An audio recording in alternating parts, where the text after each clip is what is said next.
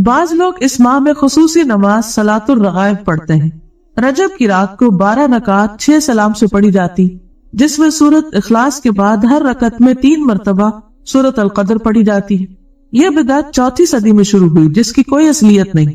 امام ابن تیمیہ لکھتے ہیں کہ تمام علماء نے اجماع کے ساتھ اس نماز کو موضوع یعنی من گھڑت قرار دیا ہے، یعنی اس کی کوئی اصل نہیں ہے دین میں۔ دین تو مکمل ہو چکا ہے۔ نبی صلی اللہ علیہ وسلم ہر روز تہجد کی نماز پڑھا کرتے تھے، اور اس میں کبھی بھی یہ نہیں ملتا کہ آپ نے کوئی مخصوص سورت ہی پڑھی ہو اور پھر اس میں یہ کہ ہر رکعت میں وہ سورت 3 بار پڑھی ہو، جیسے یہاں پر انہوں نے سورت اخلاص اور اس کے بعد ہر رکعت میں 3 مرتبہ سورت القدر پڑھنے کا لکھا ہے، اور کئی لوگ بڑی پابندی کے ساتھ اس کو پڑھتے بھی ہیں، اور پھر اس کے ساتھ بہت سی من گھڑت قسم کی فضیلتیں اور فائدے بھی منسوب کر دیے گئے ہیں۔ تو اسلام میں اس کی کوئی حقیقت نہیں، نہ قرآن میں اس نماز کا ذکر ہے، نہ نبی صلی اللہ علیہ وسلم نے اس نماز کی تاکید کی ہے یا تلقین، اور نہ ہی اس کا وجود ہے کسی بھی حدیث یا فقہ کی کتاب میں۔ یہ سراسر لوگوں نے خود گھڑ لی۔ عبادت کا صرف وہی طریقہ پسندیدہ ہے، عبادت وہی قابل قبول ہے جو اللہ اور اس کے رسول کی اتھارٹی کے ساتھ، ان کے حکم کے مطابق ہو۔ خود سے عبادت کے طریقے ایجاد کرنا اللہ کی اتھارٹی میں یا اللہ کے حکم میں دخل دینا، اور یہ انتہائی غلط چیز ہے کہ جس کام کے لیے ہم انٹائٹلڈ ہی نہیں، جو ہمارا کام ہی نہیں، اس میں انٹرفیرنس کیسی؟ عبادت کے طریقے بتانا صرف معبود کا کام ہے، عابد کا کام نہیں۔ عابد بندہ غلام تو صرف پیروی کرے گا، اطاعت اور فرما برداری کرے گا، وہ خود سے وہ قانون نہیں بنائے گا، تو اس چیز کی کسی کو بھی اجازت نہیں۔ تو ہم سب کو اس کے بارے میں بے حد محتاط رہنا چاہیے، اور دین کے نام پر، عبادت کے نام پر ثواب کی خاطر کیا جانے والا کوئی بھی کام جب بھی ہم شروع کریں تو ضرور یہ سوچیں کہ کیا اس کی کوئی دلیل قرآن میں ہے، کیا یہ سنت رسول صلی اللہ علیہ وسلم سے ثابت ہے، کیا یہ اجر جو بتایا جا رہا ہے واقعی حقیقی معنوں میں اس کا کچھ وجود ہے، یا صرف ایک جھوٹ گڑھ لیا گیا ہے۔ اس طرح کی چیزیں دین میں شامل کرنا اور پھر ان کی پابندی کرنا، اور ایک خاص رات میں یا خاص دن میں یا خاص طریقے پر، یہ سب چیزیں دین میں دخل اندازی ہے، اور یہ ناپسندیدہ ہے۔ آپ سوچئے کہ اگر آپ مثلاً کہیں پر کوئی قانون بنا رہے ہیں یا پالیسیز بنا رہے ہیں یا کسی بھی قسم کا کوئی ڈسپلن کام کر رہے ہیں، اور ایک وہ شخص جس کا اس سے کوئی تعلق نہیں معاملے سے، وہ بیچ میں آ کر اپنی ایک کلاس ڈال دے، اپنی طرف سے کوئی چیز لوگوں کو اس کی پابندی کروانا شروع کر دے، تو یہ جرم ہوگا، ایک یہ دوسرے کی ٹیریٹری میں مداخلت ہوگی کہ آپ کو جس کام پر اپوائنٹ نہیں کیا گیا۔ یا پھر یہ کہ مثلا اگر کسی کو کسی خاص قانون کی پابندی کروانے کے لیے کہا گیا اور وہ اس قانون کے ساتھ کچھ اور قانون اپنی طرف سے بھی شامل کر دے جس کی اس کو اجازت نہ ہو، اس کے پاس کوئی اتھارٹی نہ ہو، کوئی سند نہ ہو، تو یہ طریقہ انتہائی معیوب ہے۔ تو دین کے معاملے میں بھی ہمیں نہایت سمجھداری سے کام لینا چاہیے، اور دین کو بس اتنا ہی رکھنا چاہیے کہ جتنا وہ ہے یا جتنا ہمیں دے دیا گیا ہے۔ اگر ہم کچھ چیزیں اپنی طرف سے شامل کریں گے تو ایسا کرنا دین کو بوجھل بنانا ہوگا، مشکل بنانا ہوگا، اور لوگوں کے لیے زندگی کو دوبھر کرنے کے مترادف ہوگا، اور یہ انتہائی ناپسندیدہ بات ہے، کیونکہ ہمارے لیے اتنا ہی دین کافی ہے جتنا ہمیں اللہ اور اس کے رسول صلی اللہ علیہ وسلم نے دے دیا۔ اس کی پابندی بھی ہم پہ بڑی بھاری ہوتی ہے، کہا یہ کہ ہم ایکسٹرا چیزیں شروع کر دیں۔ پھر روزوں کا اہتمام، بعض لوگ اس ماہ میں خصوصی روزوں کا اہتمام کرتے ہیں۔ صحیح روایات سے پتہ چلتا ہے کہ آپ نے کبھی مسلسل 3 ماہ رجب، شعبان اور رمضان روزے نہ رکھے اور نہ اس کی تاکید کی۔ بعض لوگ 27 رجب کا روزہ رکھتے ہیں اور اس روزے کو عام دنوں کے روزوں سے افضل سمجھتے ہیں، یعنی خاص طور پر 27 تاریخ کے روزے کا اہتمام، یہ بھی درست نہیں۔ متعدد احادیث سے نبی کریم صلی اللہ علیہ وسلم کا مخصوص دنوں یا تاریخوں میں نفلی روزوں کا اہتمام کرنا ثابت ہے، یعنی ایسا نہیں کہ کوئی دن اور مقرر نہیں، اور دن ہے مقرر، لیکن وہ آپ صلی اللہ علیہ وسلم نے خود کیے ہیں۔ آپ کے بعد کسی اور کو اجازت نہیں کہ وہ لوگوں کے لیے دن مخصوص کر دے کہ اس دن لازمی روزہ رکھنا ہوگا اور اس کا ثواب زیادہ ہوگا۔ متعدد احادیث سے نبی کریم صلی اللہ علیہ وسلم کا مخصوص دنوں یا تاریخوں میں نفلی روزوں کا اہتمام کرنا ثابت ہے، جیسا کہ ایام 20 میں ہر قمری مہینے کی 13، 14، 15 تاریخ، 20 ان کو اس لیے کہتے ہیں کہ یہ چاند کی وہ راتیں ہوتی ہیں جس میں ہر طرف چاندنی پھیلی بھی ہوتی ہے اور ہر چیز سفید نظر آتی ہے ایک طرح سے، تو 20 جو ہے ابیت سے، یا ہر سوموار اور جمعرات کو، یہ بھی مسنون ہے کیونکہ آپ نے اس کا اہتمام کیا۔ ذوالحجہ کے ابتدائی عشرے میں پہلے 10 دن یعنی 9-10 محرم کو ابتدائی عشرے میں، یعنی اس کا مطلب نہیں کہ 10 تاریخ تک، 10ویں تاریخ کو تو عید ہوتی ہے، یہ 9 تاریخ تک مراد ہے، 9-10 محرم کو یا پھر کثرت سے ماہ شعبان میں، ان تمام کے بارے میں صحیح اور مستند احادیث ملتی ہیں، لیکن 27 رجب کے روزے کے بارے میں کوئی روایت نہیں ہے۔ لہذا اگر کوئی خصوصی طور پر اس دن کا روزہ رکھتا ہو تو اس کا روزہ تو ہو سکتا ہے، مگر یہ عمل مسنون نہیں ہوگا بلکہ بدعت شمار ہوگا۔ قرآن کریم میں ارشاد ربانی ہے، یا ایھا الذین آمنوا لا تقدموا بین یدی اللہ ورسولہ، الحجرات آیت 1۔ اے لوگو جو ایمان لائے ہو، اللہ اور اس کے رسول سے آگے نہ بڑھو۔ عمر رضی اللہ عنہ اس ماہ میں نہ صرف یہ کہ روزہ رکھنے سے منع کیا کرتے تھے، بلکہ لوگوں کے ہاتھوں پر ہاتھ مار کر مجبور کرتے کہ وہ روزہ توڑ دے، کیونکہ ماہ رجب کی تعظیم اور اس میں روزہ رکھنا دور جاہلیت کی رسم تھی۔ یہ مصنف ابن ابی شیبہ کی روایت ہے۔ اور ایسا کیوں کرتے تھے؟ کیونکہ قرآن پاک کا یہ حکم ان کے سامنے تھا کہ لوگوں اللہ رسول سے آگے مت جاؤ، یعنی جو کام انہوں نے نہیں بتایا وہ تم اپنے ہاتھ میں نہ لو اور ان سے بڑے بننے کی کوشش نہ کرو، کیونکہ عموماً حکم چلانے والے ایک طرح سے اپنی بڑائی کا اظہار کر رہے ہوتے ہیں۔ البتہ اگر کوئی شخص بطور عادت ہر ماہ چاند کی 13، 14 اور 15 تاریخ یا پیر اور جمعرات کو رکھتا ہو تو اس ماہ میں بھی رکھ سکتا ہے، یعنی اگر 27 رجب پیر کو آ رہی ہے اور اس کی پہلے سے عادت ہے ہر پیر کو روزہ رکھنے کی، تو ایسا شخص روزہ رکھ سکتا ہے۔ ہمارے ذہن میں واضح ہونا چاہیے کہ اصل دین کیا ہے۔ اصل دین وہ ہے جو اللہ تعالیٰ نے محمد صلی اللہ علیہ وسلم کے ذریعے ہم تک پہنچایا، یعنی دین اللہ کی اطاعت و فرمانبرداری، اس کے احکامات کے آگے سر تسلیم خم کرنے اور محمد صلی اللہ علیہ وسلم کی سنت پر عمل کرنے کا نام ہے۔ ان کلمات کے بارے میں حدیث میں آتا ہے، جو شخص مال خرچ کرنے سے بخل کرے، دشمن کے ساتھ لڑنے سے ڈر جائے اور رات میں تکلیف اور مشقت اٹھانے سے گھبرائے تو وہ کثرت سے یہ کلمات کہے، سبحان اللہ والحمد للہ ولا الہ الا اللہ واللہ اکبر۔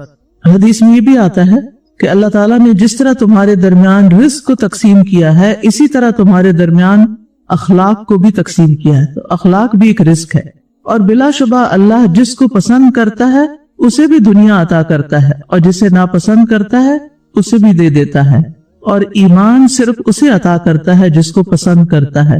بس جو شخص مال خرچ کرنے سے بخل کرے، دشمن کے ساتھ لڑنے سے ڈر جائے اور رات میں تکلیف اور مشقت اٹھانے سے گھبرائے تو وہ کثرت سے یہ کلمات پڑھے۔ تو کس وقت پڑھیں گے یہ کلمات؟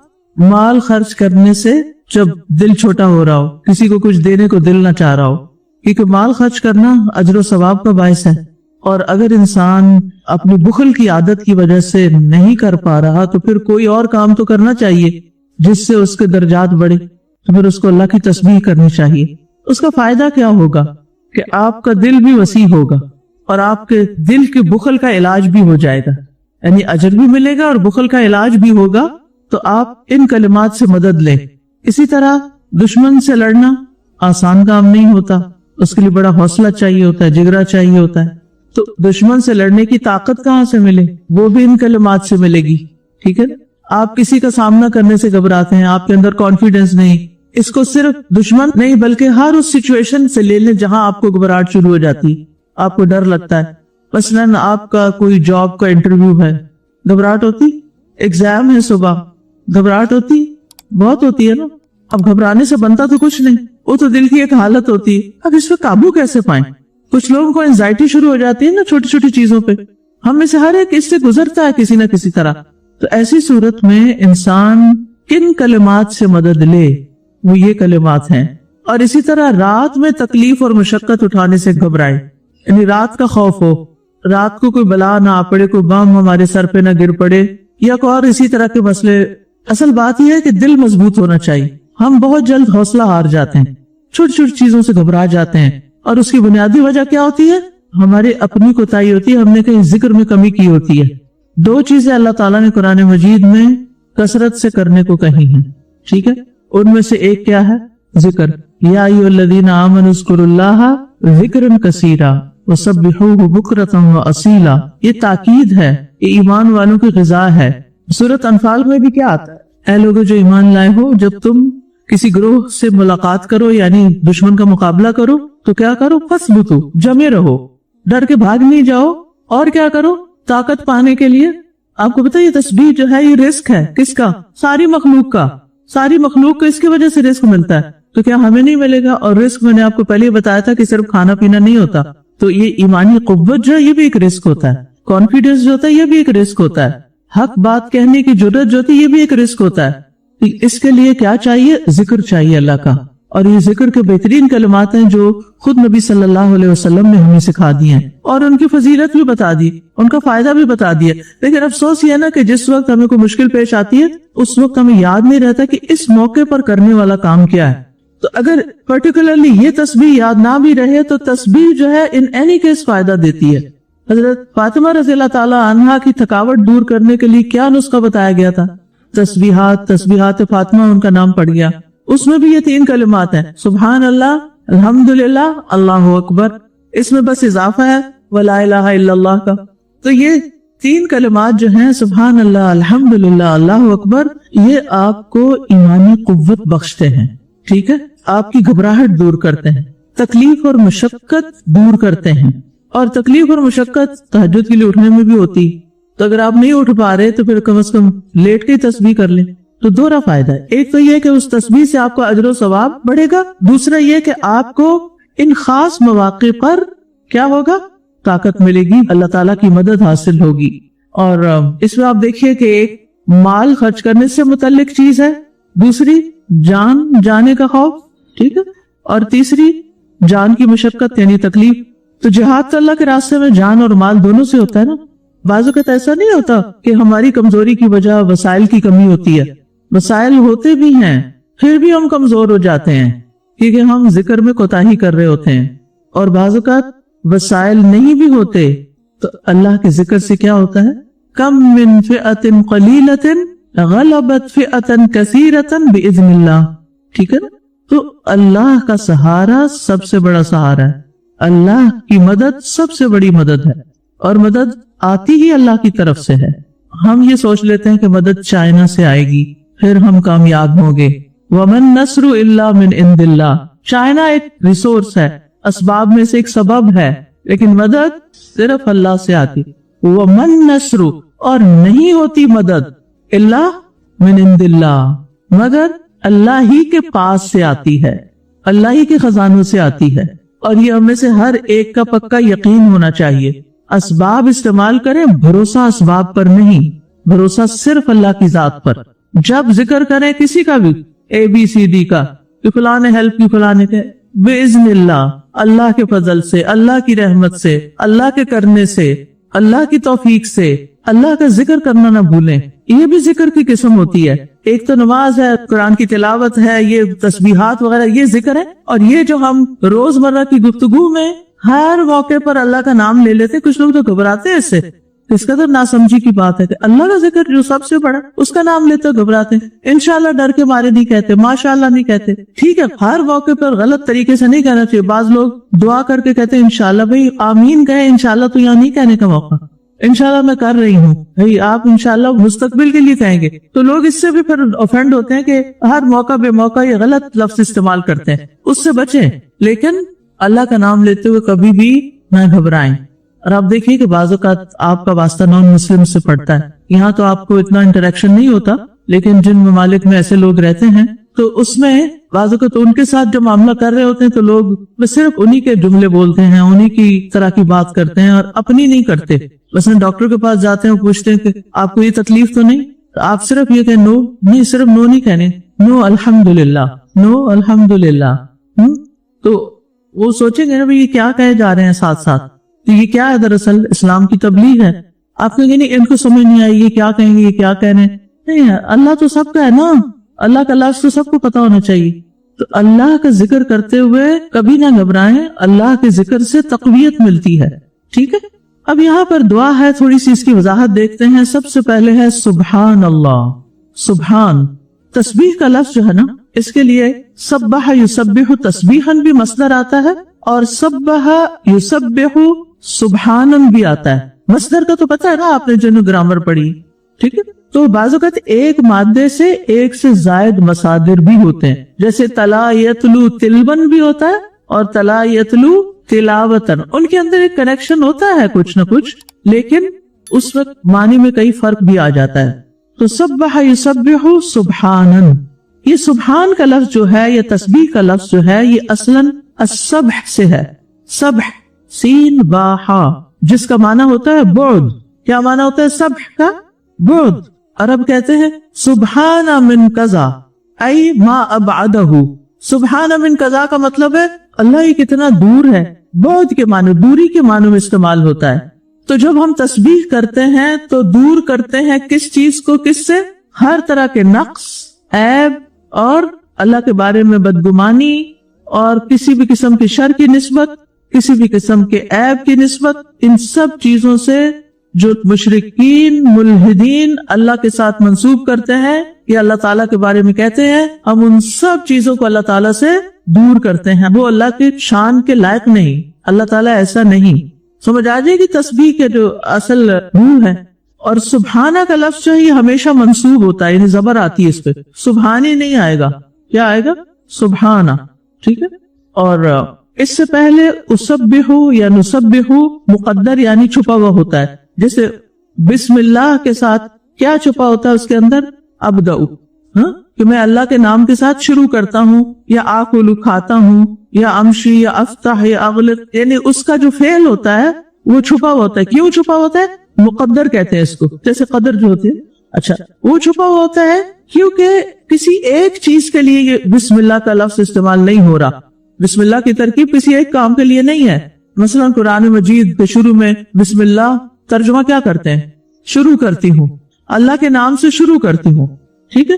اب اگر آپ کوئی ایسا کام کر رہے ہیں جس میں شروع کا لفظ ہے ہی نہیں، تو آپ اس کے معنی میں وہ تو نہیں لگا سکتے نا پھر. تو وہ سبجیکٹ ٹو کانٹیکسٹ میننگ بسم اللہ کا ساتھ ساتھ بدلتا جائے گا. کہیں کھاتا ہوں، کہیں کھولتا ہوں، کہیں رکھتا ہوں، کہیں جاتا ہوں، یعنی سارے کام ہم اللہ کے نام سے کرتے ہیں. تو اسی طرح سبحانہ میں بھی یہ فعل مقدر کا یہ مفعول مطلق ہے. ٹھیک. اب آپ یہ گرامر پڑھ لیں اور سمجھ لیں. اس تفصیل میں ہم نہیں جاتے. سمپل معنی ہے اسبح سبحان اللہ، میں اللہ کی پاکیزگی بیان کرتا ہوں یا کرتی ہوں جیسے پاکیزگی بیان کرنی چاہیے یا جیسے پاکیزگی بیان کی جاتی ہے. یہ مطلب. ٹھیک ہے. لکھ لے گئی تاکہ آپ کو پھر نہ بھول جائے. سبحان اللہ کا کیا مطلب ہے؟ اسبح سبحان اللہ، میں اللہ کی پاکیزگی بیان کرتی ہوں. پاکیزگی بیان کرنا یا جیسے پاکیزگی بیان کی جاتی ہے یا جیسے پاکیزگی بیان کرنی چاہیے. پھر اسی طرح یہ ہے کہ جیسے ایک روز پہلے بات ہوئی تھی کہ سبح یسبح سباحتن یعنی تیرنے کے معنی میں بھی آتا ہے. تو پھر اس کا تسبیح سے کیا تعلق ہے، یعنی کیا معنوی مناسبت ہے؟ تو جیسے تیرنے والا کیا کرتا ہے؟ روانی سے آگے بڑھتا ہے، حرکت میں رہتا ہے. کل فی فلک یسبحون کا لفظ آتا ہے کہ وہ مستقل طور پر متحرک ہیں، سیارے ستارے وغیرہ، یعنی اپنے کام میں لگے ہوئے ہیں. تو اسی طرح سبح یسبح تسبیحا اگر مصدر ہوگا تو اس وقت معنی ہوگا کہ عبادت میں متحرک ہونا، عبادت میں لگے رہنا، سرگرداں رہنا، مسلسل عبادت کرنا. تو تسبیح تو انسان ہر وقت کر سکتا ہے نا، پھر نماز میں بھی ہوتی ہے اور اس کے علاوہ بھی ہوتی ہے. ٹھیک ہے. یعنی انسان رکے بغیر، وقفے کے بغیر تسبیح کرتا چلا جائے. اچھا، ایک ہوتی ہے زبان سے جب ہم کہتے ہیں سبحان اللہ، اور ایک ہوتی ہے اندر ہی اندر. ادھر سے شیطان نے وسوسہ ڈالا، ادھر سے آپ کے دل نے اندر سے ہی اس کو دھتکارا اور کہا سبحان اللہ، اللہ اس بات سے پاک ہے جو تم شیطان میرے دل میں ڈال رہے ہو. ٹھیک ہے. وسوسے آتے ہیں نا، تو پھر آپ بولتے ہیں؟ نہیں بولتے نہیں، وہ دل میں ہی آتے ہیں. ایک آتا ہے پھر دوسرا آ جاتا ہے پھر تیسرا آ جاتا ہے. تو ان کا جواب کہاں سے آئے گا؟ کوئی باہر سے دے گا آپ کو؟ نہیں یہ نہ سوچو، ایسا نہیں ہوتا. کوئی بتا سکتا ہے ہمیں؟ تو وہ آپ نے کیا کرنا ہے؟ اللہ کی تسبیح کرنی ہے. کہاں؟ دل ہی دل میں. کس طرح؟ ادھر سے تیر آ رہا ہے اور دوسری طرف سے اس کو جلایا جا رہا ہے، اس کو پگایا جا رہا ہے، توڑا جا رہا ہے. یعنی دل کے اندر ٹھکنے نہیں دینا اس کو. وسوسے جو ہوتے ہیں نا وہ تیر کی طرح ہوتے ہیں. بعض وسوسے تو نشانہ خطا کر جاتے ہیں، اور بعض وسوسے، بعض تیر جو ہوتے ہیں وہ آ کے دل کے اندر چبھ کے ہی بیٹھ جاتے ہیں. چلو بندوں کے بارے میں اگر کوئی بدگمانی ہو بھی گئی تو کوئی موقع آئے گا شاید ٹھیک بھی ہو جائے، نہ بھی ٹھیک ہو تو کوئی بات نہیں. جنت میں جانے سے پہلے نا پلی پہ روک لیں گے، وہاں ٹھیک کر دیں گے آپ کو. اگر یہاں نہیں ہو سکتا. اذا نقوا وہذبوا، آپ کو پتہ نہیں کہ جب پل صراط بھی پار کر جائیں گے تو سیدھے جنت میں نہیں جائیں گے، اس سے پہلے نہلایا دھلایا جائے گا، صاف ستھرا کیا جائے گا، آپس کے جو لین دین کے حساب کتاب میں وہ چکائے جائیں گے. اگر کسی کے بارے میں کوئی بدگمانی وغیرہ تو دل سے صاف کر دی جائے گی, یعنی ظاہراً بھی صاف کیا جائے گا. یہ جنت اتنی خوبصورت جگہ ہے, اس میں پہلے کچھ تھوڑی جانا ہے.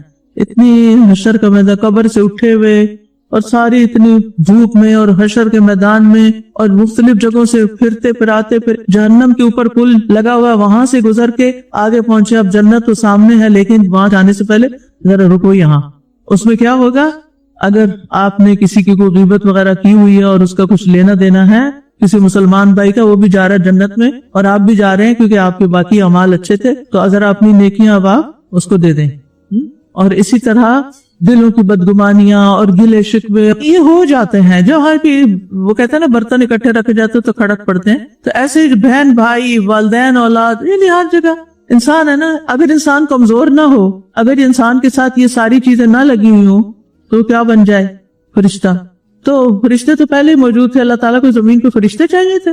اللہ نے ہمیں فرشتہ نہ بنایا, نہ ہم بن سکتے ہیں, ہم بن ہی نہیں سکتے. ہمارے ساتھ کمزوریاں لگی ہوئی ہیں, یہ ہمیں عاجز رکھتی ہیں. ورنہ کیا ہوتا ہے, کسی کو مال مل جاتا ہے وہ تکبر میں پڑ جاتا ہے, کسی کو علم اور ڈگری کو مل جاتی ہے, کوئی پوزیشن مل جاتی ہے وہ تکبر میں مبتلا ہو جاتا ہے, اپنے آپ کو بڑی چیز سمجھنے لگتا ہے. پھر اللہ تعالیٰ توڑتا بھی ہے. اس سے پہلے کہ اللہ تعالیٰ کسی طرح توڑے کیا کرنا چاہیے, خود اعتراف کرنا چاہیے اور دل سے, دکھاوے کا نہیں. اللہ میں گنہگار ہوں, آپ مجھے معاف کر دیں. پاک صرف آپ کی ذات ہے اور میں کیا ہوں, کمزوریوں غلطیوں گناہوں کا بھرا ہوا. میں اپنے دل کو صاف کرتا ہوں پر وہ پھر میلا ہو جاتا ہے. میں نماز میں خشوع اختیار کرتا ہوں پھر پتہ نہیں کہاں پہنچ جاتا ہوں. کتنے آپ اپنے سے وعدے کرتے ہیں, اس دفعہ تو میں نے سورت فاتحہ پکی کر کے تو اہدنا الصراط المستقیم کہنا ہے, پھر جب وہ وقت آتا ہے اس سے پہلے شیطان آپ کو اچک لے جاتا ہے. تو یہ چیزیں تمہارے ساتھ ہیں نا, لیکن جنت میں جانے سے پہلے, کیونکہ وہاں سب کے دل ایک دل کی طرح ہو جائیں گے نا, کوئی اختلاف نہیں ہوگا, کوئی بدگمانی نہیں ہوگی, کوئی ناراضگی نہیں ہوگی, کوئی شکوہ نہیں ہوگا, صاف ستھرے ہو کے جائیں گے. ٹھیک ہے, تو یہ یاد رکھنے کی بات ہے کہ پاک ذات صرف اور صرف ایک اللہ کی ہے, جس میں کوئی عیب اور نقص نہیں, کوئی کمی نہیں, اس کی کوئی بات غلط ہے ہی نہیں. انسانوں میں سے کسی کو اس طرح آئیڈیالائز مت کریں کہ آپ سوچیں کہ یہ تو بڑی چیز ہے اور اس سے تو کبھی کوئی غلطی نہیں ہو سکتی. نہیں, اسی لیے تو ہمیں معاف کرنے کا حکم دیا گیا, اور معاف کرنے والوں سے اللہ محبت کرتا ہے. وَمَنْ عَفَا وَأَصْلَحَ فَأَجْرُهُ عَلَى اللَّهِ, جس نے معاف کر دیا, اصلاح کر لی, اس کا اجر تو اللہ کے ذمہ پکا ہو گیا. لہٰذا کیا کرنا ہے, سبحان اللہ کس کے لیے, اسی لیے یہ لفظ اللہ سبحانہ تعالیٰ کے علاوہ کسی اور کے لیے استعمال بھی نہیں ہوتا.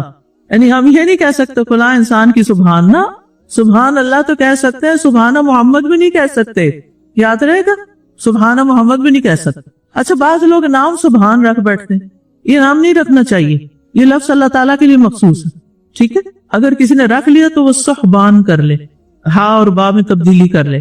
تو سبحان صرف اللہ سبحانہ تعالیٰ, اور یہی سوچ کر ہمیں اللہ سبحانہ تعالیٰ کی تسبیح کرتے رہنا چاہیے اور مسلسل کرتے رہنا چاہیے. آپ دیکھیے کہ زمین اور آسمان کی ہر چیز کیا کر رہی ہے, تسبیح کر رہی ہے, تو ہمیں بھی ان کی تسبیح میں شامل ہو جانا چاہیے. سبح للہ ما فی السماوات وما فی الارض وَإِن مِّن شَيْءٍ إِلَّا يُسَبِّحُ بِحَمْدِهِ وَلَكِن لَّا تَفْقَهُونَ تَسْبِيحَهُمْ. زمین اور آسمان کی ہر چیز تسبیح کری, لیکن تم ان کی تسبیح نہیں سمجھتے, تم نہیں سمجھتے. زمین اور آسمان سب مسلسل اطاعت میں لگے ہوئے ہیں, اور ستارے اور سیارے سب کسی وقت بھی لا یفترون, رکتے ہی نہیں ہے تسبیح کرنے سے, اللہ کی اطاعت کرنے سے, اللہ کی عبادت سے. لیکن ہم انسان ہیں نا, ہماری لمٹس ہیں. تو میرا عقیدہ کیا ہونا چاہیے کہ اللہ ہر اس چیز سے پاک ہے جو اللہ کی ذات کے جمال, اس کے کمال اور اس کی صفات اور اچھے اچھے ناموں کے لائق نہیں. ٹھیک ہے, نہ اس کی ذات کو زیبا, نہ اس کی صفات کو, اور نہ اس کے افعال. افعال بھی شامل کر لیں, ذات, اسماء, صفات, افعال. اللہ نے جو کیا بالکل صحیح کیا, چاہے وہ ہمیں پسند ہے یا نہیں پسند. اللہ نے ہم سے کچھ لے لیا, بالکل صحیح کیا, اور کچھ دے دیا, بالکل صحیح کیا. اچھا, کچھ لے لیا, بالکل صحیح کیا, بالکل صحیح کیا. جو یہ سوچے گا کسی پیارے کی وفات پر پھر اس کو اللہ سے کوئی شکوہ ہوگا, بتائیے. چونکہ یہ بات ایسی ہے کہ جس سے ہم میں سے ہر ایک کو واسطہ پڑتا ہے. آپ میں سے کوئی ایسا ہے جس نے کبھی اپنے کسی پیارے کی موت نہ دیکھی ہو یا نہ سنی ہو؟ دیکھتے بھی ہیں, سنتے بھی. چلو اپنوں کی نہیں دیکھی, فلسطینیوں کی تو دیکھی ہے نا. بچوں کی بھی اور بڑوں کی بھی اور عورتوں کی بھی اور بزرگوں کی بھی. جب ہم ایسی چیزیں دیکھتے ہیں, وہ تو چونکہ مسلمان بھائی ہیں نا, تو اس لیے ایک دکھ اٹھتا ہے نا. مسلمان ایک جسم کی طرح ہوتے ہیں, تکلیف ہوتی ہے. اچھا وہ آپ دیکھیے کہ جب کوئی اپنے دوستوں میں, عزیزوں میں, پیاروں میں, بڑوں میں, چھوٹوں میں, بہن بھائیوں میں سے کوئی چلا جاتا ہے, کیا ہم سوچتے ہیں کہ اللہ نے بالکل صحیح کیا, اللہ کا فیصلہ غلط نہیں سوچتے؟ مجھے اس کا جواب چاہیے, کیونکہ اچھے بھلے لوگ اس موقع پر پھسل جاتے ہیں. کیا ہوتا اگر اللہ تعالیٰ ابھی نہ لیتا اس کو؟ بھئی آپ بڑے عقل مند آئے ہیں, وہ اللہ کی تخلیق تھی, اللہ نے پیدا کی, اللہ نے وقتی طور پر آپ کو ایک پیار بھرا رشتہ دیا تھا. وہ والدین کا ہو سکتا ہے, وہ اولاد کا ہو سکتا ہے, وہ بہن بھائیوں کا ہو سکتا ہے, وہ دوستوں کا ہو سکتا ہے, وہ بہت دینی محبت کرنے والے دوستوں کا ہو سکتا ہے, کوئی بھی ہو سکتا ہے. لیکن وہ رشتہ بھی تو اللہ نے دیا نا, وہ پیار بھی اللہ نے دیا, وہ ان کی طرف سے ملنے والی خیر بھی اللہ نے دی. مالک تو اللہ ہی ہے نا, وہ مالک یوم الدین تو ہے, لیکن دنیا اور دنیا کے اندر کی بھی ہر چیز کا وہی مالک ہے, ہماری زندگیوں کا بھی وہی مالک ہے. تو جب ہم اس کو مالک مان لیتے ہیں تو پھر اس کی چیز کیوں نہیں خوشی سے لوٹاتے؟ اچھا اب آپ کو جملہ یاد رہے گا, جب کوئی فوت ہوگا تو آپ کیا کہیں گے یا سوچیں گے؟ سوچیں گے یا کہیں گے؟ یہ بھی ذرا مجھے بتا دیں. سوچیں گے. اگر آپ نے وہاں کہہ دیا نا تو پھر کیا ہوگا؟ اللہ تعالیٰ آپ کے سب بھائیوں کو سلامت رکھے. لیکن اگر آپ کا کوئی بھائی بہن ایسے دنیا سے چلا جاتا ہے اور آپ اپنی امی کو کہتے ہیں امی بالکل ٹھیک ہوا, تو یہ تعزیت نہیں ہوگی. ٹھیک ہے, میں اس لیے یہ دہرا رہی ہوں کیونکہ ہم بعض کا دین پڑھ کے لفظ رٹ کے غیر موقع پہ اس کو استعمال کرتے ہیں. ٹھیک ہے, اس وقت آپ نے دل میں یہ سوچنا ہے, دل میں کہنا اللہ آپ کا فیصلہ بالکل ٹھیک ہے, میں اس پہ صبر بھی کروں گی, میں اس پہ شکر بھی کروں گی, میں اس پہ راضی بھی رہوں. رضیت باللہ ربا, اللہ یہ تو آپ نے دیا تھا نا, بس آپ نے لکھا تھا اتنے دن اس سے فائدہ اٹھانا ہے, اس کے بعد یہ تمہارا نہیں, اس نے میرے پاس واپس آنا ہے. تو مجھے کیا پڑھنا ہے؟ انا للہ و انا الیہ راجعون, مجھے بھی واپس جانا ہے. تو اس لیے کوئی بات نہیں, وہ پہلے چلے گئے, ہم بعد میں جا رہے ہیں, امید ہے ملاقات ہو جائے گی. غم ہلکے ہوتے ہیں یا نہیں سبحان اللہ کہنے سے؟ سبحان اللہ کہنے سے انسان زبان سے ناشکری کے کلمات کہنے سے بچتا ہے یا نہیں؟ یہ تو نہیں ہو سکتا کہ آپ تسبیح لے کے سبحان اللہ سبحان اللہ سبحان اللہ پڑھ رہے ہیں اور جب کوئی تعزیت کرنے والا آئے تو جو منہ سے نکالے باتیں نعوذ باللہ اللہ تعالیٰ کے خلاف اور اس سارے واقعے کے بارے میں. کیا کرنا چاہیے ان باتوں سے بچنے کے لیے؟ اگر آپ کسی کو نصیحت نہ کر سکیں, چپ نہ کرا سکیں, تو کم از کم کیا کریں؟ چپ رہیں, باتیں نہ کریں, زیادہ بچ جائیں گے. ایک لفظ بھی منہ سے نکلا نا جو اللہ کو پسند نہ آیا تو کیا ہوگا؟ آپ کو پتا ہے نا کہ اگر کوئی نبی صلی اللہ علیہ وسلم کی شان میں بھی گستاخی کرتا ہے تو کیا ہوتا ہے اس کا؟ ان کے سامنے اونچی آواز میں بھی بولتا ہے تو اس کے لیے کیا ہوتا ہے؟ اعمال سب ضائع, سب کیے طرح پہ پانی پھر گیا. تو آپ کا کیا خیال ہے جو اللہ سبحانہ تعالیٰ کے بارے میں نہ حق کلمات کہے اس کے عمل بچ جائیں گے؟ بڑا نازک اور خطرناک موقع ہوتا ہے. اپنی زبان کو اتنی احتیاط سے استعمال کرنا ہے, بس کوئی کچھ کہتا رہے, یہ ہو گیا, تم بیچاری, یہ فلاں, بس اللہ کی مرضی, بس اللہ کی مرضی, اللہ کی رضا, اللہ کی امانت, بس دو چار جملے یاد رکھیں اور جو مرضی لوگ باتیں کریں اگر آپ سمجھا سکے پلیز یہ نہ کہیں, پیار سے سمجھا دیں. نہیں سمجھا سکتے یا وہ نہیں سمجھنے والے تو اس وقت ذرا نہ سمجھائیں, بعد میں کسی وقت سمجھائیں, کیونکہ اس وقت آپ بحث شروع کر دیں گے آپ غلط کہہ رہی ہیں, یہ کیا کہہ رہی ہیں, تو وہ بھی پریشان ہوں گے. لیکن کچھ لوگ بڑے جرأت والے ہوتے ہیں. ہمارے ساتھی ہیں, ان کی والدہ ریسنٹلی بیوہ ہوئی تو وہ ان کو لے آئی وہاں کلاس میں, کینیڈا کی بات کریں تو کسی نے کہا کہ بہت افسوس ہوا کہ آپ کے ہسبینڈ کی وفات ہوگی. کہنے لگی کیا افسوس کس بات کا؟ اللہ کے فیصلے پہ افسوس, کوئی افسوس نہیں. غم ہے, افسوس نہیں, دونوں میں فرق ہے کہ نہیں؟ غم اور افسوس میں فرق ہے یا نہیں؟ دل غمگین ہے, آنکھیں آنسو بہاتی ہیں, رو سکتے ہیں, روئیں گے. جدائی ہے نا, جدائی تکلیف دہ ہے, کوئی عارضی بھی جدا ہوتا ہے تو آنسو آ جاتے ہیں. تو کیا دنیا سے کسی کی جدائی تکلیف نہیں دے گی؟ رونا منع ہے؟ نہیں, رونا نہیں منع, غلط لفظ منہ سے نہیں نکالنے. اور ہم نے تو یہ وتیرہ بنایا افسوس کرنے جا رہے ہیں, کتنا کامن ہے. تو عملی زندگی میں سبحان اللہ کا کیا مطلب ہے؟ اللہ ہر اس چیز سے پاک ہے جو اس کی ذات, اس کی شان, اس کی صفات, اس کے اسماء, اس کے افعال کے مناسب نہیں یا اس کی شان کے خلاف ہے. کبھی کبھی بارش زیادہ ہو جاتی ہے, فلڈنگ ہو جاتی ہے, کبھی زلزلہ آ جاتا ہے, کبھی اور ناپسندیدہ چیزیں آ جاتی ہیں زندگی میں. کبھی نہ سوچے اللہ نے اچھا نہیں کیا ہمارے ساتھ, میرے ساتھ اچھا نہیں ہوا. یہ تم کہہ سکتے فلاں نے میرے ساتھ اچھا نہیں کیا, یہ تو ٹھیک ہے, لیکن جب ہم اس کو مبہم رکھتے میرے ساتھ اچھا نہیں ہوا مطلب اوپر تک شکایت چلی جاتی. تو ایسے شبہ والے جملوں سے بھی پرہیز کریں. ٹھیک ہے, हर नागवार नापसंदीदा मौके पर सिचुएशन में सुभान अल्लाह कहें, अल्लाह के इज़्न से होने इसमें कोई खैर होगी, इसमें भी खैर होगी, इसमें भी खैर होगी, तो आप देखें आप बड़े पुरसुकून रहेंगे। और पुरसुकून रहने का फायदा क्या होगा, जो जिंदगी में करना चाहते हैं उसमें कोई आंच नहीं आएगी, सब करते जाएंगे, बैठ नहीं रहेंगे, अपसेट नहीं होंगे, आप पे से बाहर नहीं होंगे, इसमें भी खैर होगी। अल्लाह के फैसलों पे ये कौन बोल सकता है इसमें भी खैर होगी, जो अल्लाह से अच्छी उम्मीद रखता है, हुस्न ज़न का मामला करता है, इसमें भी खैर होगी, इससे भी कोई खैर का पहलू निकल आएगा। चलो कोई बात नहीं। अच्छा फिर क्या हुआ, ओ जाने, ये लफ्ज आता है, पंजाबी का लफ्ज है लेकिन मुझे बड़ा पसंद है, ओ जाने। ये हमारे घर में तो बहुत इस्तेमाल होता था। क्या मतलब है इसका, ओ जाने? ओ कौन है? अल्लाह सुब्हानो तआला, ठीक है, यानी उसको पता है, अल्लाह नोज बेस्ट। अंग्रेजी में से क्या कहेंगे, अल्लाह नोज बेस्ट। तो आप देखिए कि हमें हर हाल में तस्बीह करते रहना। तस्बीह पकड़ लेंगे ना, एक तस्बीह वो और है, और एक तस्बीह अल्लाह सुब्हानो तआला की तस्बीह, तो इंशाअल्लाह आप देखेंगे दिल भी मजबूत होंगे, कॉन्फिडेंस भी आएगा। कोई अल्लाह के हुक्म पे इतराज करे, अल्लाह के हुक्म दो तरह के होते हैं, एक शरई होते हैं, कदरी होते हैं। शरई हुक्म कुरान में आते हैं, हदीस में आते हैं, और कदरी हुक्म तकदीर के फैसले हैं जो नाजिल होते रहते हैं मुख्तलिफ औकात में। हर लम्हा तकदीर है, कुल्ल यौमिन हुवा फी शान। तकदीर यौमी यही होती है, हर रोज कुछ ना कुछ हो रहा होता है। कल को प्रिडिक्शन थी बारिश की? नहीं थी, अल्लाह का फैसला, अल्लाह ने वहां से बादल भेजे जहां से आप सोच नहीं सकते। तो क्या करना है, सुभान अल्लाह के फौरन बाद जब आप कह लेंगे ना सुभान अल्लाह, अल्लाह पाक पर कहेंगे अल्हम्दुलिल्लाह, फिर शुक्र का मौका आ जाएगा, फिर राजी बरजा होने का मौका आएगा। इसलिए अमूमन सुभान अल्लाह और अल्हम्दुलिल्लाह साथ साथ आते हैं तरकीब में, या सुभान अल्लाह व बिहम्दिही, या सुभान रब्बी व बिहम्दिही। तो आप आगे भी तस्बीह में ये चीज नोट करेंगे। और अल्लाह की हम्द के बारे में काफी बातें पीछे कर चुकी हूँ कि मैं अल्लाह की हम्द करती हूँ, और वो हम्द का हकदार है, वो इस बात का हकदार है कि उसकी तारीफ की जाए। और हम्द कौन सी तारीफ होती है, जो किस पर मबनी होती है, लिखा करें ना तो फिर आपको याद भी रहे।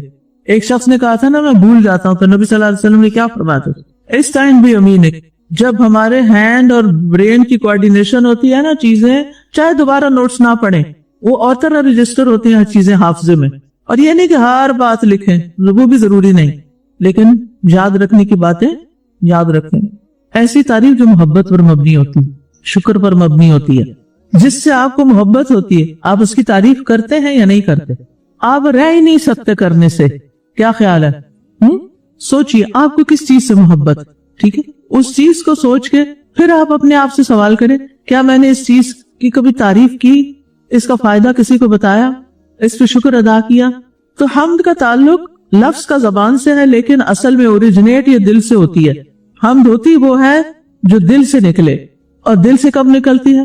हम जो है ना, एक रिस्पॉन्स है बेसिकली। रिस्पॉन्स का क्या मतलब है? जवाब। किस चीज का?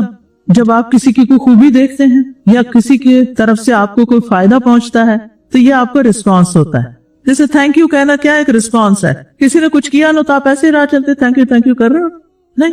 लेकिन अल्लाह की तारीफ तो हम हर वक्त कर रहे होते हैं, चाहे हमें उस वक्त कोई चीज मिल रही हो या ना मिल रही हो। क्यों?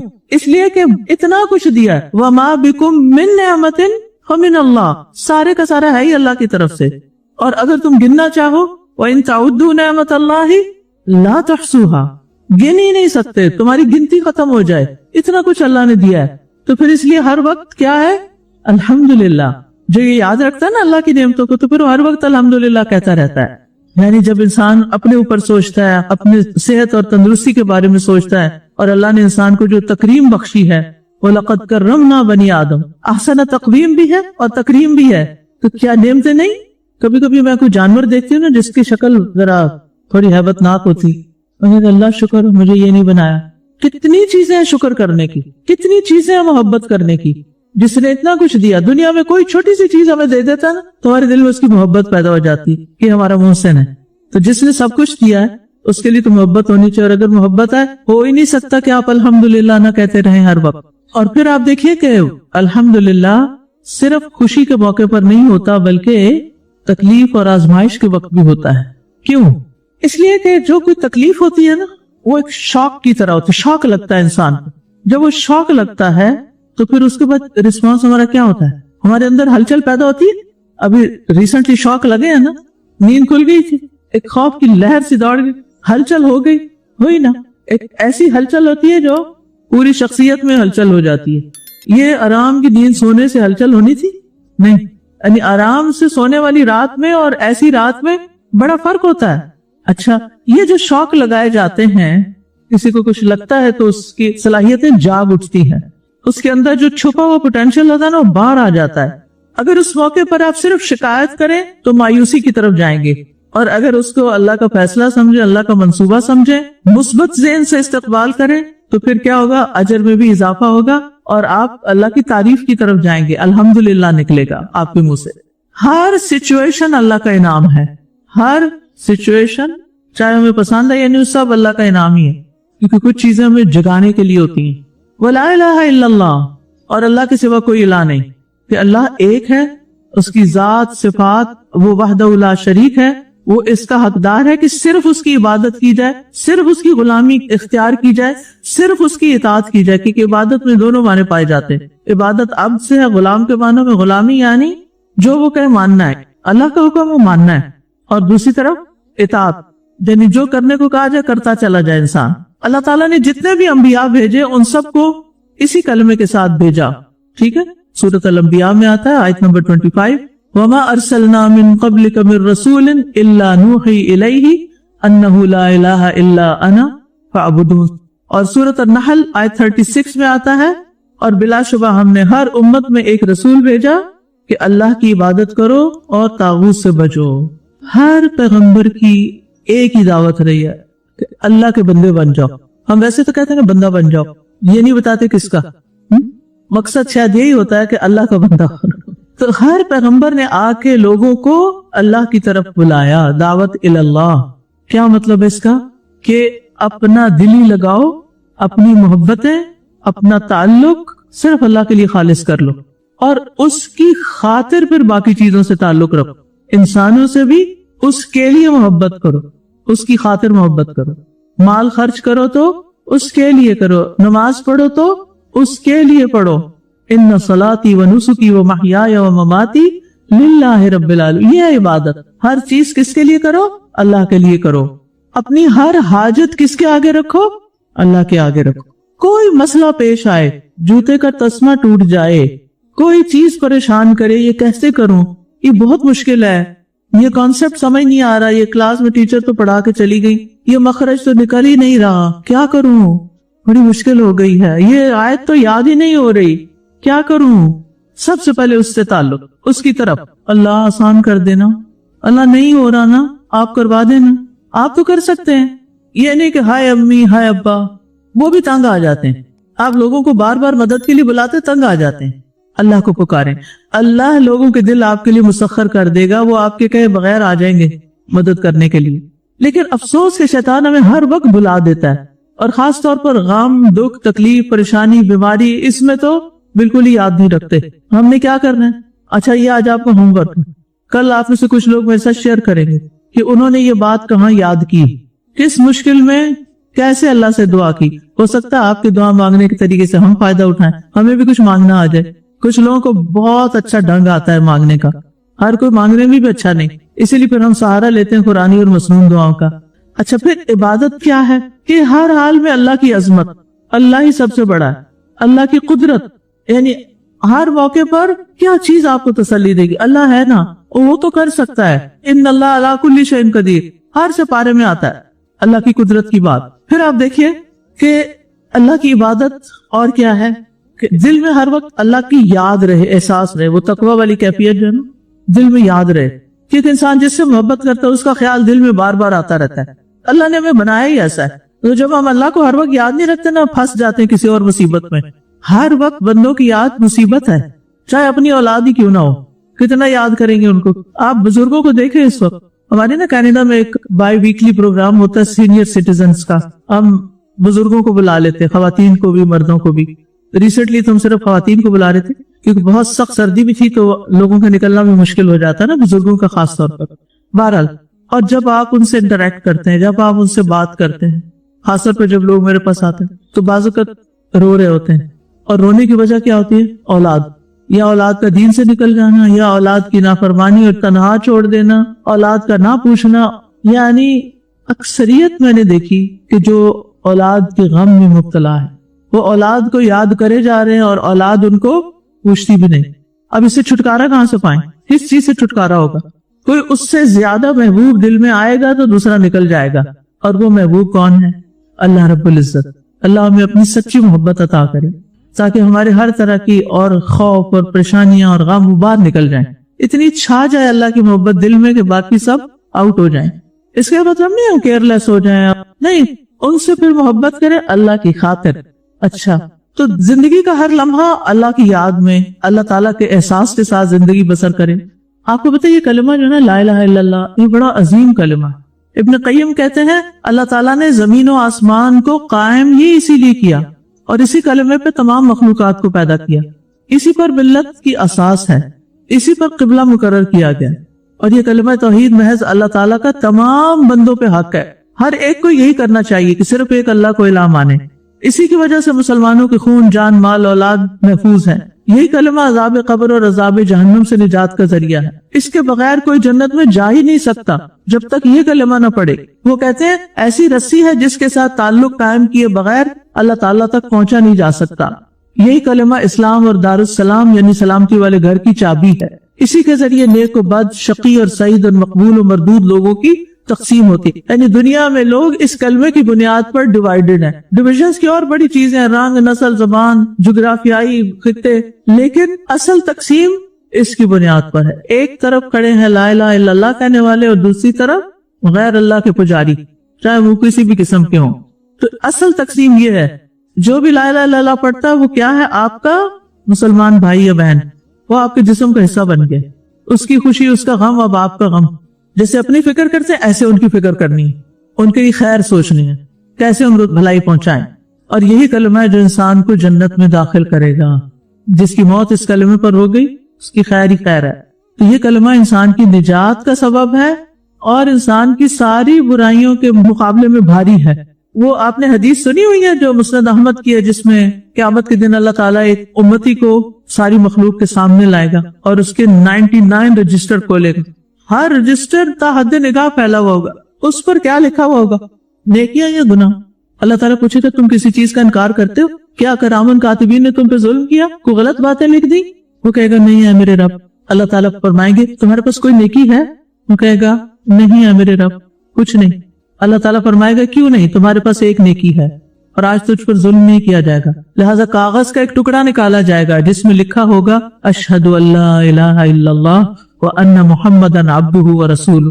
اللہ تعالیٰ فرمائے گا اسے میزان کے پاس حاضر کرو. وہ عرض کرے گا اے میرے رب، کاغذ کے اس ٹکڑے کا اتنے بڑے رجسٹروں کے ساتھ کیا مقابلہ؟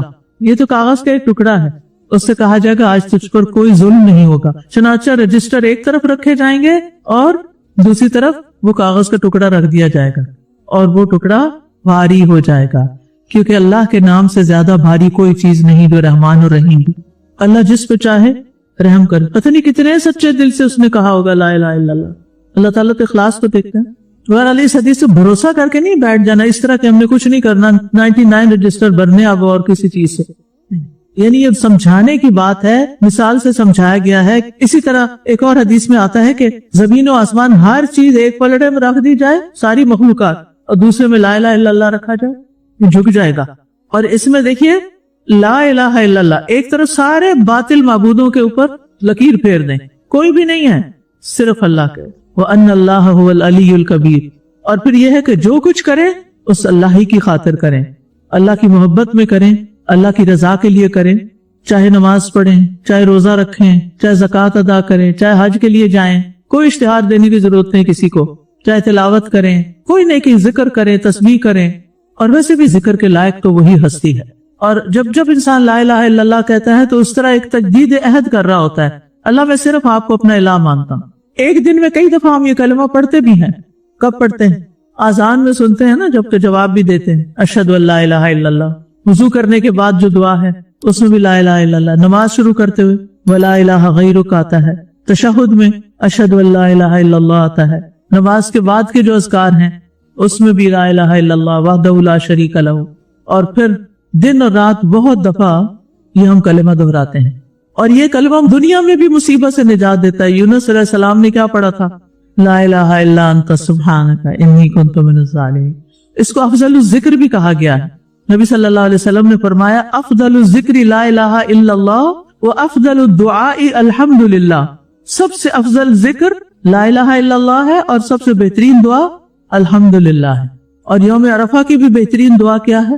اور یہ کون سی دعا ہے؟ دعائے مسئلہ یا عبادت؟ دعائے عبادت، یس۔ حج اور عمرے میں سعی کے دوران آپ یہ پڑھ رہے ہوتے ہیں، جو کوئی فوت ہو رہا ہو تو اس وقت لا الہ الا اللہ پڑھتے ہیں، اور اسی طرح اگر آپ کسی بدشگونی کا شکار ہو تو اس سے کفارہ بھی لا الہ الا اللہ ہے۔ غیر اللہ کی قسم بھول کے کھا بیٹھے تو کفارہ لا الہ الا اللہ ہے۔ تو ہر اہم کام میں ہمیں لا الہ الا اللہ پڑھتے رہنا چاہیے۔ انسان سوچتا ہے میرے پاس یہ وقت ہے، میں کیوں ضائع کر رہا ہوں، میں کوئی اچھا نیک کام ہی کر لیتا ہوں، کسی کی خدمت کر دیتا ہوں، تسبیح پڑھ لیتا ہوں، اور وہ یہ کیوں کرتا ہے؟ صرف اللہ کے لیے کرتا ہے، کسی کو دکھانے کے لیے نہیں۔ پھر اسی طرح کاموں میں آسانی ہوتی ہے لوگوں پر خرچ کرنے سے، دوسروں پر خرچ کرنے سے۔ قرآن مجید میں آتا ہے فَأَمَّا مَنْ أَعْطَى وَاتَّقَى وَصَدَّقَ بِالْحُسْنَى فَسَنُيَسِّرُهُ لِلْيُسْرَى۔ پھر جس نے اللہ کی راہ میں مال دیا اور پرہیزگاری اختیار کی اور بھلی باتوں کی تصدیق کی تو ہم اسے آسان راستے پر چلنے کی سہولت دیں گے۔ جس سے کیا پتہ چلتا ہے؟ جو دیتا ہے، جو اللہ سے ڈرتا ہے اور سچی بات کو سچ مانتا ہے، قرآن کی بات کو سچ مانتا ہے، جو سچ مانتا ہے وہ اس پر عمل کر لیتا ہے نا۔ پھر اسی طرح آسانیاں ہوتی ہیں جب انسان کسی کے لیے آسانی پیدا کرتا ہے، چھوٹی چھوٹی چیزوں میں۔ کوئی آپ کے ساتھ بیٹھا ہے، آپ کو پتا ہے کہ تنگ ہو رہا ہے، آپ اس کے لیے ذرا سی جگہ کھلی کر دیں۔ کسی کے راستے میں کوئی چیز پڑی ہے، اس کو ہٹا دیں۔ کسی کو کوئی بات سمجھ نہیں آئی، اس کو سمجھا کے دہرا کے آسان کر دے اس کے لیے۔ تو جو شخص تنگ دست پر آسانی کرتا ہے، اللہ سبحانہ وتعالیٰ اس کے لیے آسانیاں کرتا ہے۔ حدیث میں آتا ہے جس نے کسی مومن سے دنیا کی تکلیفوں میں سے کسی تکلیف کو دور کیا، مثلا کسی کا قرضہ چکا دیا، کسی کو کوئی دوا لا دی، کوئی بیمار ہے تو اس کی بیمار پرسی کر لی، اللہ قیامت کے دن اس کی تکلیفوں میں سے کسی تکلیف کو دور کر دے گا۔ اور جس نے کسی تنگ دست پہ آسانی کر دی، یعنی اس کا ہاتھ تنگ ہے، اس نے اس کے لیے تھوڑے سا اس کی مدد کر دی کہ اس کا ہاتھ کھل جائے، اللہ اس پر دنیا اور آخرت میں آسانی کرے گا۔ جس نے کسی مسلمان کی پردہ پوشی کی، اس کا عیب چھپا لیا، اللہ اس کی دنیا اور آخرت میں پردہ پوشی کرے گا۔ اور اللہ تعالیٰ تب تک اس بندے کی مدد میں ہوتے ہیں جب تک وہ بندہ اپنے بھائی کی مدد میں لگا رہتا ہے۔ آپ دوسروں کے کام بناتے رہیں، اللہ آپ کے کام بنائے گا۔ آپ دوسروں کی مدد کریں، دوسروں کے لیے آسانیاں پیدا کریں، اللہ آپ کے لیے آسانیاں پیدا کرے۔ چیزوں کو مشکل نہ بنایا کرے، چیزوں کو آسان کیا کریں تاکہ لوگوں کی زندگی آسان ہو اور وہ تمہیں دعائیں دے۔ پھر دعا بھی کرنی چاہیے، رب اشرح لی صدری ویسر لی امری، اللہ میرے کاموں میں آسانی پیدا کر دے، رب اشرح لی صدری۔ پھر اگر کوئی مشکل آ جائے تو اللہم لا سہل الا ما جعلتہ سہلا وانت تجعل الحزن سہلا اذا شئت۔ کوئی بیمار ہے گھر میں، ابھی میں آ رہی تھی، ایک بچی نے بتایا کہ اس کی والدہ کا ایکسیڈنٹ ہو گیا، وہ کومے میں چلی گئی ہیں۔ اللہ ان کے لیے آسانی کرے اور ان کو صحت عطا کرے۔ اللہ تعالیٰ باقی بھی آپ سب کی بھی زندگی میں جو مشکلات ہیں، بچوں کی طرف سے ہیں یا شوہر کی طرف سے ہیں یا مال کی طرف سے ہیں، جان کی، اپنی جان میں کوئی تکلیف ہے، اللہ آپ سب کے لیے بہت آسانیاں کرے۔ لیکن اللہ سے آسانیاں مانگا کرے اور لوگوں کو آسانیاں دیا کریں۔ پھر فرمایا فذکر ان نفعت الذکریٰ سیذکر من یخشی ویتجنبها الاشقی۔ فذکر، پس آپ نصیحت کیجئے، ان نفعت الذکریٰ، اگر نصیحت کرنا فائدہ دے، یعنی جو نصیحت قبول کرنا چاہتا ہے اس کو آپ نصیحت کریں۔ سیذکر من یخشی، ضرور نصیحت پکڑے گا جو ڈرتا ہے۔ بار بار اللہ سے ڈرنے کی بات ہو رہی، کیونکہ یہ تقوی ہی نیک اعمال کی بنیاد ہے۔ اللہ کا ڈر ہے جو بندوں کو سیدھا رکھتا ہے اور ٹیڑھا ہونے سے بچاتا ہے اور دوسروں کے اوپر ظلم زیادتی سے بچاتا ہے۔ وَيَتَجَنَّبُهَا الْأَشْقَى، اور بدبخت اس سے کنارہ کشی کر لے گا، وہ نصیحت قبول نہیں کرے گا۔ یاد رکھیے، جب کوئی ہمیں نصیحت کرے اور ہم آگے سے بگڑے تو یہ بدبختی کی علامت ہے، کیونکہ یہاں پر کیا فرما رہے اللہ تعالیٰ، وَيَتَجَنَّبُهَا الْأَشْقَى، جو سب سے بڑا بدبخت ہے وہ نصیحت سے منہ موڑ لے گا۔ ماں نصیحت کر رہی ہے بچی کو شرم و حیا کی، اچھا لباس پہننے کی، حجاب کرنے کی، اور بچی آگے سے بگڑنا شروع کر دے تو یہ خوش قسمتی کی بات نہیں ہے. ماں باپ کو ستانا بھی ہے اور اللہ کی نافرمانی کرنا بھی ہے اس میں. تو ایمان والوں کو کیا حکم ہے؟ وَذَكِّرْ فَإِنَّ الذِّكْرَىٰ تَنفَعُ الْمُؤْمِنِينَ. نصیحت مومنوں کو فائدہ دیتی ہے. اور حدیث میں آتا ہے مومن کو اس حال میں پیدا کیا گیا ہے کہ وہ آزمائش میں مبتلا ہونے والا، توبہ کرنے والا اور بھولنے والا ہوتا ہے. یعنی وہ لوگوں کے برے سلوک نہیں یاد رکھتا. جب اسے نصیحت کی جاتی ہے وہ نصیحت قبول کر لیتا، اس کو مائنڈ نہیں کرتا، دل پہ لگا کے بیٹھ نہیں جاتا. اور نصیحت کرنے کے لیے سب سے بہترین چیز قرآن ہے. فرمایا فذکر بالقرآن من یخاف وعید. سو اس قرآن کے ساتھ اس شخص کو نصیحت کرو جو میرے عذاب کے وعدے سے ڈرتا ہے. لیکن نصیحت کس کو فائدہ نہیں دیتی؟ غافل دلوں کو فائدہ نہیں دیتی، منہ موڑ جانے والوں کو، انکار کرنے والوں کو فائدہ نہیں دیتی. اور نصیحت قبول نہ کرنے کا انجام کیا ہے کہ ہو سکتا ہے کہ انسان پھر کسی شرک میں پڑ جائے، کسی بدعت میں پڑ جائے، کسی کبیرہ گناہ میں پڑ جائے اور وہ آخر کار اس کو جہنم میں لے جائے. تو اس بات سے ڈرنا چاہیے. جب کوئی کہنا کہ ایسا نہ کرو شرک ہے، صرف اللہ سے مانگو کسی اور سے نہ مانگو، صرف اللہ کے آگے سجدہ کرو کسی اور کے آگے نہ، جو قبروں کے آگے مت سجدہ کرو، تو نصیحت قبول کر لینی چاہیے، خاص طور پر جو قرآن کے ساتھ نصیحت کی گئی ہو. اسی طرح کوئی اگر کہ ماں باپ کی بات مانا کرو، تو آپ کو پتہ ہے نا کہ کبیرہ گناہوں میں اللہ کے ساتھ شرک کے بعد سب سے بڑا گناہ ماں باپ کو ستانا ہے، ماں باپ کی نافرمانی کرنا ہے. تو پھر ایسے بدبختوں کے لیے کیا ہے؟ پھر ان کی اکڑ تو وہی اسی آگ میں ہی جا کے ٹوٹے گی. تو انسان اس آگ سے بچنے کے لیے اللہ کی پناہ مانگتا رہے، اللہ تو ہمیں پناہ دے دے اور اس جہنم سے ہمیں بچا لے. کیونکہ قیامت کے دن جب جہنم کو سامنے لایا جائے گا، اس دن جہنم کی 70,000 لگامیں ہوگی. 70,000 لگامیں، یعنی ایک ایک لگام کو 70,000 فرشتے پکڑ کے کھینچ رہے ہوں گے اور وہ سرکش ہو رہی ہوگی، آؤٹ آف کنٹرول ہو رہی ہوگی. پھر جہنم کے کنارے سے گہرائی کا فاصلہ کتنا ہے؟ جیسے کنویں کے کنارہ ہوتا ہے تو نیچے کتنا فاصلہ ہے. رسول اللہ صلی اللہ علیہ وسلم نے فرمایا مجھے اس ذات کی قسم جس کے ہاتھ میں میری جان ہے، جہنم کے کناروں اور اس کی گہرائی تک پہنچنے کی دوری اور مسافت اس قدر ہے کہ اتنی بھاری چٹان ہو جس کا وزن 7 حاملہ اونٹنیوں، ان کی چربی، گوشت اور ان کی اولاد کے برابر ہو. اگر اسے جہنم کی منڈیر سے نیچے گرایا جائے تو وہ اس کے پیندے تک 70 سال میں پہنچے گا. وہ پتھر 70 سال میں پہنچے گا. اتنا نیچے اندھیری جہنم، اتنا تو نکلے گا کون نکل سکتا اس میں سے؟ تو اس لیے انسان کو توبہ کرنی چاہیے، اللہ سے ڈرتے رہنا چاہیے اور اس آگ سے بچنے کی فکر کرنی چاہیے. قیامت کے دن سورج اور چاند دونوں دوزخ میں لپٹے ہوئے ہوں گے تاکہ اس کی گرمی کو اور بھڑکایا جا سکے. پھر ایک ایک شرارہ جو ہے وہ ایک ایک محل کی طرح ہوگا. شرارہ صرف اس کا ایندھن انسان اور پتھر ہوں گے. ایک جہنمی کا سانس 1,00,000 لوگوں سے زیادہ کو جلا سکتا ہے، اتنی سخت ہے اس کی گرمی.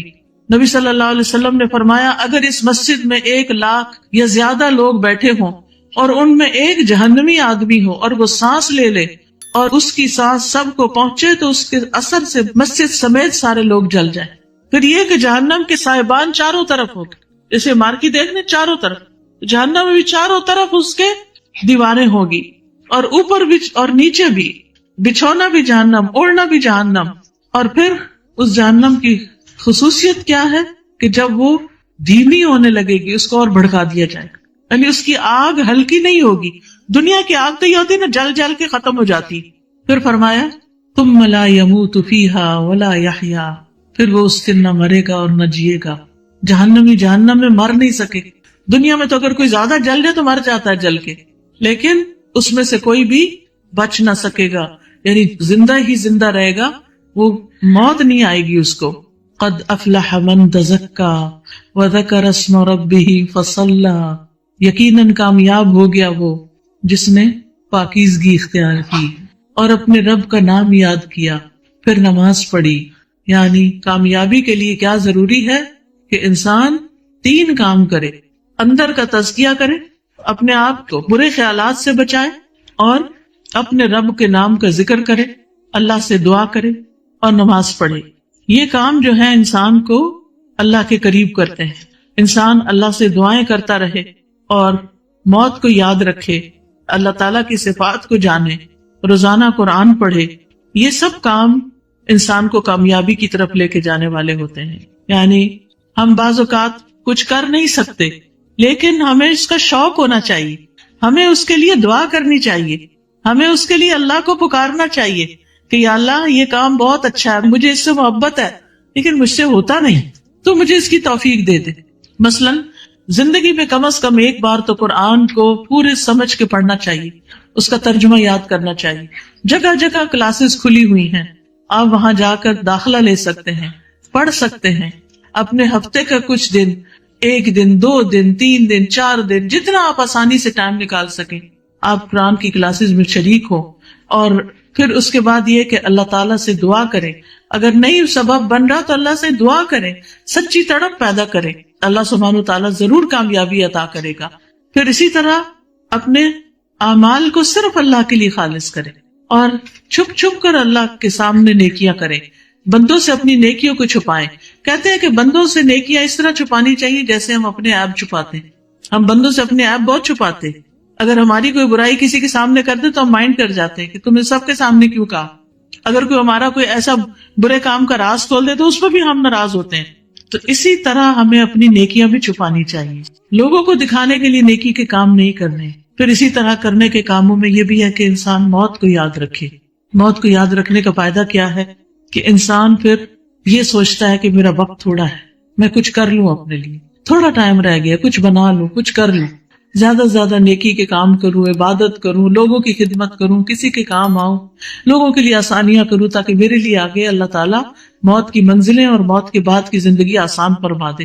پھر اسی طرح کرنے کے کاموں میں سے ایک اور کام، اللہ کے نام اور اللہ کی صفات کو جانے تاکہ اللہ کی معرفت حاصل ہو. کیونکہ ہمیں اللہ نے اس لیے پیدا کیا کہ ہم اللہ کی عبادت کریں، لیکن اگر ہمیں یہ نہیں پتا کہ وہ ہے کون، وہ کیسا ہے، وہ کیا کرتا ہے، اس کی طاقت کتنی ہے، وہ کہاں ہوتا ہے، تو پھر ہم اس کی عبادت صحیح طور پر نہیں کر سکتے. اور اس کے لیے اللہ کے ناموں کی جو اسماء اللہ الحسنہ کے جو آڈیوز ہیں وہ بھی آپ سن سکتے ہیں. پھر اسی طرح اچھے دوست بنانا. آپ دیکھیے زندگی میں جن لوگوں کے ساتھ آپ اٹھتے بیٹھتے ہیں نا، موت کے وقت بھی وہی ساتھ ہوتے ہیں اور مرنے کے بعد بھی وہی جنازہ پڑھتے ہیں. اب یہ آپ پر ہے کہ آپ کا جنازہ کون پڑھے، کیسے لوگ پڑھے. وہ جو نمازی پرہیزگار ہیں یا وہ لوگ جو اپنی نماز بھی نہیں پڑھتے، مجبوری سے کھڑے ہو جاتے ہیں تو منہ رکھنے کے لیے، اب جنازہ پڑھنے کے لیے نہ پڑھا تو لوگ مائنڈ کریں گے. تو بہت ضروری ہے کہ ہماری دوستی نیک لوگوں کے ساتھ ہو، اچھے لوگوں کے ساتھ ہو، ایمان والوں کے ساتھ ہو، کیونکہ پھر دنیا میں بھی ہمیں وہ نیکی کی تلقین کرتے رہتے ہیں، مرنے کے وقت بھی ہمارے آس پاس ہمیں نیکی کی تلقین کریں گے، کلمہ پڑھوا دیں گے، تلاوت سنا دیں گے، اللہ کے نام سے دم کر دیں گے. اور پھر اللہ کی خاطر جو محبت ہوتی ہے اس کا فائدہ بھی بہت ہے، کیونکہ جب ایسے لوگ مر جاتے ہیں تو ان کی محبتیں ختم نہیں ہو جاتی، دنیا والوں کی ختم ہو جاتی ہیں، کیونکہ اب ان کو پتا ہے اب یہ تو مر گیا، اس نے کیا دینا ہے ہمیں، تو وہ اس کو بھول بھلا دیتے ہیں. لیکن جو اللہ کی خاطر محبت کرتے ہیں وہ نہیں بھولتے، وہ مرنے کے بعد دعائیں کرتے ہیں، اس کی طرف سے صدقہ خیرات کرتے ہیں، اس کے بال بچوں کا خیال رکھتے ہیں، اس کے لیے صدقہ جاریہ کے کام کرتے ہیں. تو اللہ کو چاہنے والوں سے جڑ کر رہنا بڑا ضروری ہے کہ ایک تو انسان اپنے دوست کے دین پر ہوتا ہے، اور دوسری یہ کہ انسان اگر اچھے شخص سے دوستی کرتا ہے تو کچھ نہ کچھ خیر اس کی طرف سے اس کو ملتی ہی رہتی ہے. پھر کرنے کے کاموں میں سے ایک عادت یہ بنا لے جو کامیابی کی طرف لے جاتی ہے، روزانہ قرآن پڑھنا. یعنی روز کی قرآن کی تلاوت وہ نہیں مس کرنی، صبح و شام کے اذکار نہیں مس کرنے، تسبیحات جو ابھی جس کا میں نے آپ کو بتایا وہ نہیں چھوڑنی، کیونکہ تلاوت قرآن جو ہے اللہ اور اس کے رسول سے محبت کا ذریعہ ہے، اور اہل قرآن جو ہوتے ہیں وہ اللہ کے خاص بندے ہوتے ہیں. پھر نماز شعور کے ساتھ پڑھنا. قد افلح المؤمنون الذین هم فی صلاتهم خاشعون. یقیناً کامیاب ہو گئے وہ مومن جو اپنی نمازوں میں خشوع اختیار کرتے ہیں. پھر اللہ سے سرگوشی کا موقع ہوتا ہے نماز، اللہ کی طرف متوجہ ہونا ہے. جو چاہتا ہے اللہ کی رحمت اس کی طرف متوجہ ہو، اسے چاہیے کہ نمازوں میں اللہ کی طرف متوجہ ہو جائے، دل سے نماز پڑھے پوری توجہ کے ساتھ، کیونکہ یہ نماز جو ہے اللہ سے قربت کا ذریعہ بھی ہے. واسجد واقترب کی جو آیت ہے، سجدہ کرو اور قریب ہو جاؤ. لیکن ہم یہ سارے کام نہیں کرتے، کیوں؟ اس لیے کہ فرمایا بل تؤثرون الحیات الدنیا، بلکہ تم دنیا کی زندگی کو ترجیح دیتے، دنیا کے کام، بھاگم دوڑ، والآخرۃ خیر وابقی، حالانکہ آخرت بہتر ہے اور باقی رہنے والی ہے۔ دنیا آخرت کے مقابلے میں بہت چھوٹی ہے۔ نبی صلی اللہ علیہ وسلم نے فرمایا جس نے دنیا طلب کی اس نے اپنی آخرت کو نقصان پہنچایا، یعنی جو دنیا کے پیچھے بھاگتا رہا اس نے اپنی آخرت کو نقصان دیا، اور جس نے آخرت کا مطالبہ کیا یعنی آخرت کی چاہت اختیار کی اس نے اپنی دنیا کو نقصان دیا، کیونکہ وہ دنیا خرچ کر کے اپنی آخرت میں گھر بنائے گا، جگہ بنائے گا۔ یاد رکھیں ہم دنیا میں اپنے لیے گھر بناتے ہیں کہ ہمارا بڑھاپا اچھا گزر جائے، ہماری اپنی چھت ہو، لیکن آپ دیکھیں یہاں زیادہ سے زیادہ کتنے دن رہنا ہم نے، اس کے بعد تو وہ مال وارثوں کا ہو جاتا ہے۔ ہمارے لیے کیا ہے؟ ہمارا جنت میں گھر ہو۔ جیسے کس نے دعا مانگی تھی؟ حضرت آسیہ رضی اللہ تعالیٰ عنہ نے کیا کہا تھا؟ انہوں نے رب ابن لی عندک بیتا فی الجنہ، رب ابن لی عندک بیتا فی الجنہ، اے اللہ میرے لیے جنت میں اپنے پاس ایک گھر بنا دے۔ ہم سب کو بھی یہ دعا کرنی چاہیے، لیکن اس کے لیے کیا کرنا ہوگا؟ دنیا کی مشکلات پر صبر کرنا ہوگا اور اپنے مال کا کچھ حصہ فی سبیل اللہ کاموں پر لگانا ہوگا، کہ نیکی کے کاموں میں لگائیں تاکہ ہمارے مرنے کے بعد بھی ہمارے لیے وہاں اچھے کام ہوتے رہیں اور وہ ہمارے لیے صدقہ جاریہ بن جائے۔ تو اس صورت کی روشنی میں کرنے کے کام کیا ہیں؟ سب سے پہلے سبح اسم ربک الاعلی۔ کس کس کے پاس کارڈ ہیں تسبیحات کے؟ دکھائیں مجھے۔ ماشاءاللہ بہت سے لوگوں کے پاس ہیں، جن کو نہیں بھی ملے وہ کیا کریں گے؟ وہ اسٹال سے لے سکتے ہیں، اور ایڈریس لکھا ہوا ہے، آرڈر کر لے، آپ بھی آگے دوسروں کو بانٹیں۔ اب آپ دیکھیں نا، یہ کسی نے تو بانٹے ہیں نا، اس نے ثواب کمایا، اس نے صدقہ جاریہ کمایا، اور اب ہمارا فرض بنتا ہے کہ ہم اپنی قبر کے لیے آگے بانٹیں۔ اور اس کو آپ کیسے پڑھیں گے؟ اپنے پاس رکھیں، خوبصورت کارڈ ہے، اپنے بیڈ سائڈ ٹیبل پہ رکھیں، اپنی الماری میں سجائیں کہیں بھی، اور دن کے کسی ایک وقت میں نکال کے ان تسبیحات کو پڑھ لیں، یا یہ کہ ان تسبیحات کو یاد کر لیں اور مختلف مواقع کے مناسبت سے ان کو پڑھتے رہیں۔ پھر ہم نے جنت کی دعا کرنی ہے، جہنم سے پناہ مانگنی ہے، پھر اپنے نفس کو برے خیالات سے پاک کرنا ہے، نماز کے ذریعے اللہ کا قرب تلاش کرنا ہے۔ نماز کس لیے پڑھنی ہے؟ کہ میں اللہ کے قریب ہو جاؤں، اور اپنی آخرت کو ترجیح دینی ہے۔ والآخرۃ خیر وابقی ان ھذا لفی الصحف الاولی صحف ابراہیم و موسیٰ۔ میری دعا ہے کہ اللہ تعالیٰ ہمیں ان کاموں کی کرنے کی توفیق عطا فرمائے۔ یہ کچھ اور کارڈ بھی باہر موجود ہیں اور کتابیں بھی۔ رنج و غم کا ازالہ، کچھ لوگوں کو بہت رنج پریشانیاں رہتی ہیں، چھوٹا سا کارڈ ہے، پاس رکھیں، جب دل گھبرائے اس کو پڑھیں، انشاءاللہ بہترین وظیفہ ہے، سمجھے یہ وظیفہ ہے۔ بیمار ہے خود یا بچہ کوئی تو آیات شفا پڑھے، کوئی زندگی میں مسئلہ پیش آ گیا ہے، کوئی فیصلہ کرنا ہے، استخارہ کیسے کرے، قرآن و سنت کی روشنی میں یہ بتایا گیا۔ پھر تقویٰ میں بات ہوئی، اللہ سے ڈرنے کی بار بار اس کی دعائیں ہیں۔ پھر رشتہ داروں سے جوڑ کے رکھنا عمر میں اضافے کا باعث بنتا ہے، دعاؤں کی قبولیت کا، رزق میں اضافے کا ذریعہ بنتا ہے۔ تو یہ تحفے میں آپ کارڈ دے سکتے ہیں، اس میں ساری حدیثیں لکھی ہوئی ہیں۔ پھر اپنے وقت کو صحیح طور پر استعمال کرنا چاہیے، ذکر الہی کا کارڈ ہے۔ پھر اللہ کا شکر ادا کرے تو نعمتوں میں اضافہ ہوتا ہے۔ الحمدللہ سارا اکٹھا اس میں کیا گیا ہے تاکہ ہم شکر ادا کریں۔ پھر رزق میں کمی ہو، اولاد کا مسئلہ ہو، اس کے لیے کیا کریں؟ گناہوں کی بخشش کی دعا ہے، استغفار کا کارڈ۔ پھر جنت کا راستہ، ان اذکار کا ذکر کیا گیا ہے جو جنت کی طرف لے جاتے ہیں۔ پھر اگر قرضے کی مشکل ہے، قرضے میں پھنس گئے ہیں، تو یہ دعائیں مجرب ہیں، قرض سے پناہ اور قرض کی نجات کی دعائیں۔ پھر دن رات کے ذکر سے افضل یہ چھوٹا سا کارڈ ہے، فریج پہ یا کئی کمرے پہ لگا دیں، روزانہ پڑھیں، اور دن میں باقی اگر اذکار کبھی بھول بھی جائیں تو یہ انشاءاللہ اس سے کمی پوری ہو جائے گی۔ اسی طرح اگر آپ کو خوف ہے، حفاظت، سیکیورٹی کے مسئلے ہیں، تو یہ دعائیں پڑھیں۔ پھر صدقہ و خیرات کریں، کیا کیا اس کے فائدے ہیں یہ اس کتاب میں بتا دیا گیا ہے۔ پھر زبان کی حفاظت، کیونکہ زبان جو ہے وہ انسان کے لیے سارے گناہوں کا سبب بنتی ہے۔ تو ہم یہ کتاب لیں، حدیثیں لکھی ہوئی، اپنے بچوں کو پڑھ کے سنائیں، بزرگوں کو پڑھ کے سنائیں، اور اتنی محنت سے کتاب تیار کی گئی ہے، اگر آپ اس کو آگے پڑھ کے سنائیں گے تو آپ کے لیے بھی صدقہ جاریہ ہوگا۔ پھر جادو، حقیقت اور علاج، کئی لوگوں کو یہ وہم ہوتا ہے ان پہ جادو ہو گیا، تو اس کا علاج کیسے کریں۔ پھر یہ ساری دعائیں، ایک کتاب ہے دعا کیجیے، اس کے اندر اکٹھی کر دی گئی ہیں۔ پھر یہ کہ حسن انجام، اچھا انجام کیسے ہوتا ہے، مختلف لوگوں کی کہانیاں یہاں بیان کی گئی ہیں. یہ کہانیاں پڑھیں گے تو ان سے بہت سا سبق انشاءاللہ ملے گا. تو آئیے دعا کرتے ہیں کہ اللہ تعالی ہم سب پر اپنی رحمت نازل فرمائے اور ہمیں ہر شر سے بچائے